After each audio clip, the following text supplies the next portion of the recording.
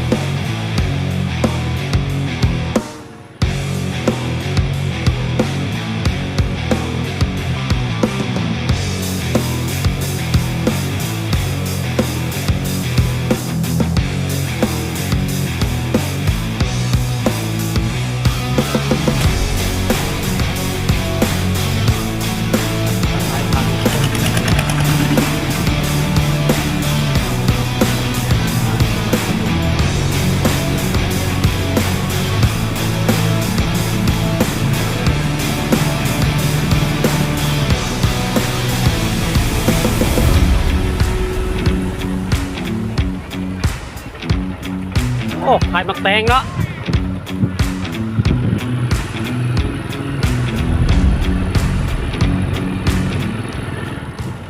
เดี๋ยวเอา3 แยกแล้วออกสู่เขตนอกเนาะเป็นบนเส้นทางอย่างที่เห็นเนาะน้ำนี่จะเป็นตุ่มในจังหวัดเนาะโอ้อย่างมืนเลยเป็นตุ่มอันตรายเลยต้องคอยไปคอยมา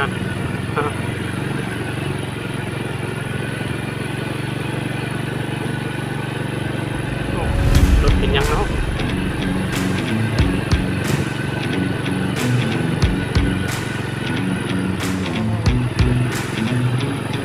อะไรรถเป็นยังน้ำมันมืดปะ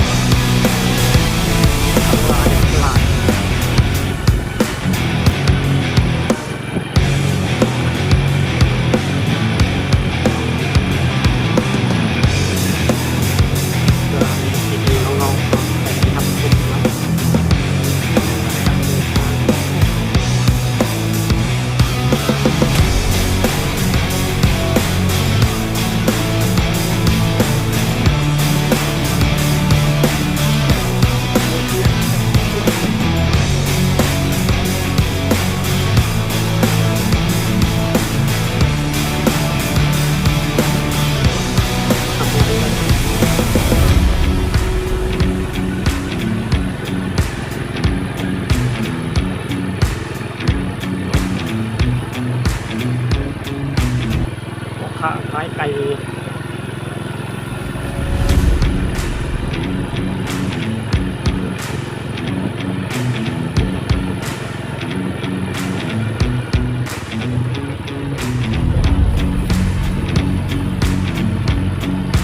ให้ตรงมา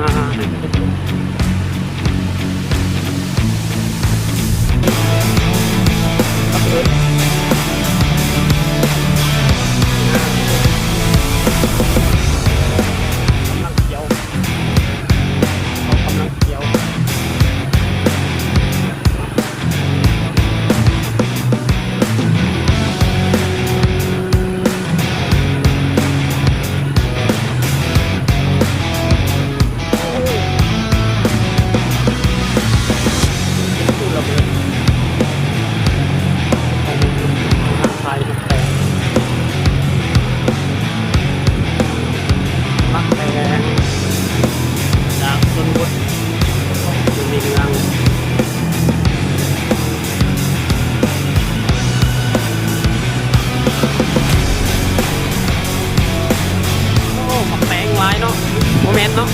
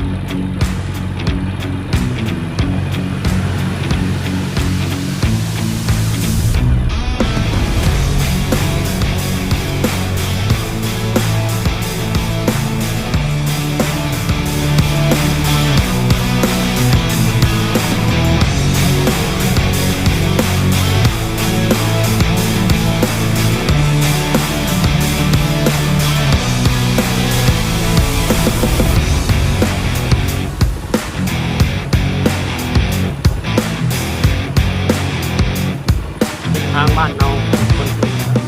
ประมาณนี้กันเนาะไปมาเพราะดังนั้นก็ตลาดร่วมกันพยายามแรงโอ้ปิดหน้าปิดตาเลยทุกคนปิดคนปิดแดงหัวแดงแน่นอน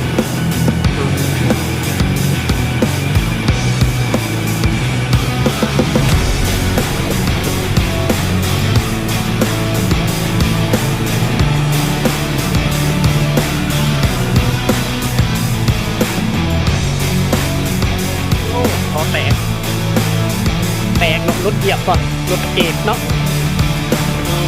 โอ้เมนตะวันนี่คุณนี่นะปอมุดแล้วนำทุกคนพอแตกพอแปลงทางเนาะ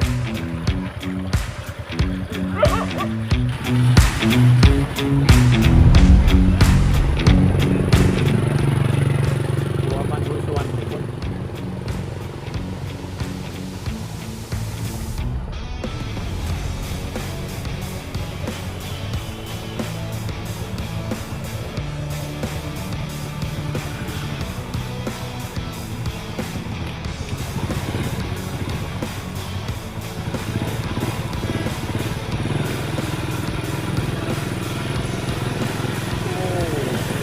ทางใหม่ไปค่อยมาเด้อพี่น้องเดี๋ยวขวานนะมันกำมือได้ดีนะ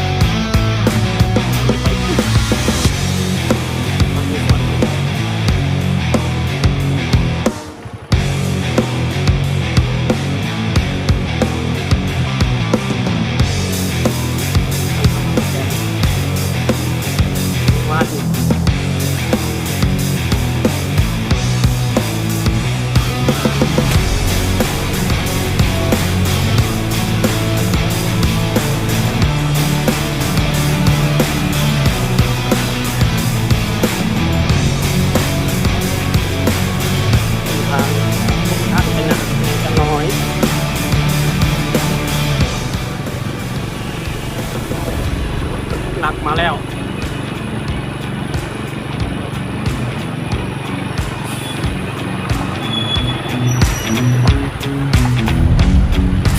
โอ้น้ำลายทุกคนน้ำห่วย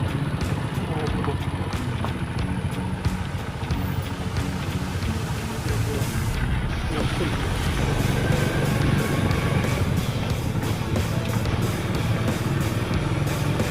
เดือนเป็นทุกคน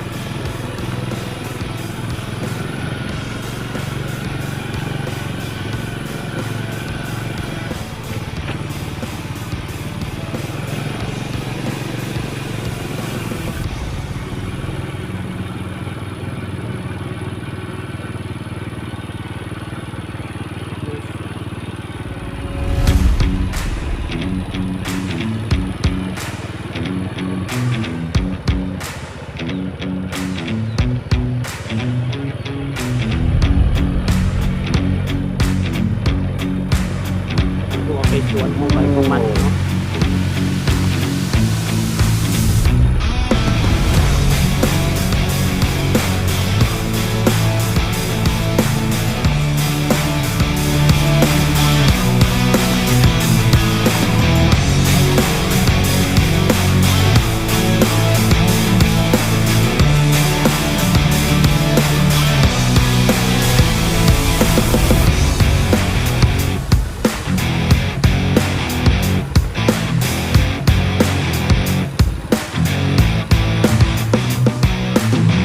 ต้องวัดกันหน่อยเอาไว้เข้าหน้า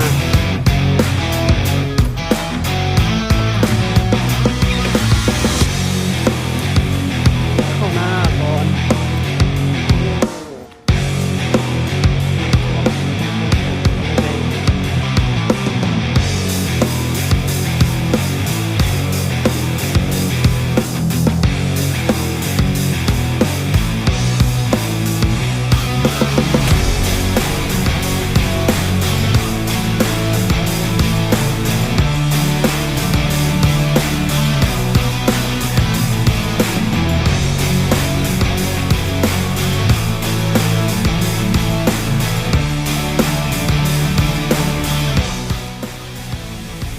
จะเป็นทางไปบ้านต่อเรือนเนาะคุณนี่คือว่าจุดหมายปลายทางของมันบ้านต่อเรือนคุณเนาะดูนะโอ้ก็ดำแล้วครับ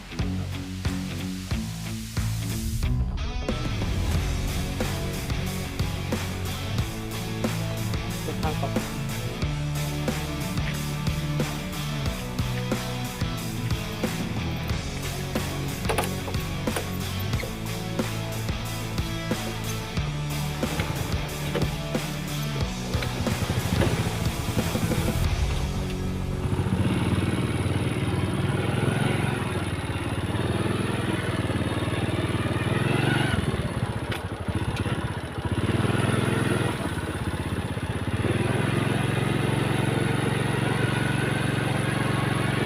เส้นทางออกสู่ชนบทพี่น้อง